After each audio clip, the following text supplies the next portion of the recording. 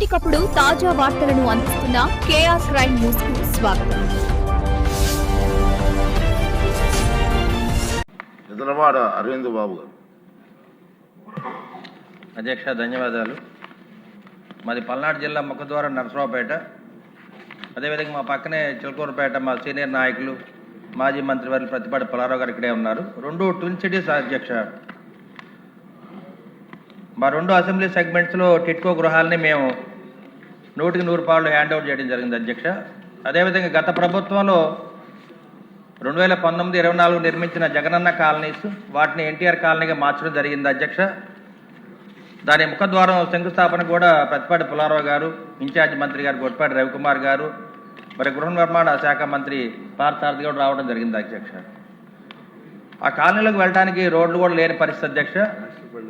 మన ప్రభుత్వం వచ్చిన తర్వాత స్టేట్ హైవే నుంచి కాలనీకి ఒక రోడ్డు నిర్మించడం జరిగింది అధ్యక్ష. మరి గృహ నిర్మాణ శాఖ మంత్రి గారు వచ్చిన తర్వాత రోడ్డు నిర్మించడం జరిగింది అధ్యక్ష. కానీ కాలనీలో దాదాపు 3,000 మంది నివాసం ఉంటున్నారు. దానికి లోపల ఇంటీరియర్గా ఉన్న రోడ్డు అన్నీ కూడా అసంపూర్తిగా ఉన్నాయి అధ్యక్ష. వర్షాలు పడినప్పుడు అక్కడ నివాసం ఉండడానికి కూడా వీల్లేని పరిస్థితి అధ్యక్ష. దాని మీద దృష్టి పెట్టి మరి సభ ద్వారా దాదాపు 30 కోట్ల నిధులు మంజూరు చేస్తే వర్షాకాలంలో రోడ్డు నిర్మించడానికి అవకాశం ఉంటుందని చెప్పి మీ ద్వారా సభ ద్వారా తెలియజేస్తా ఉంది అధ్యక్ష. ధన్యవాదాలు అధ్యక్ష.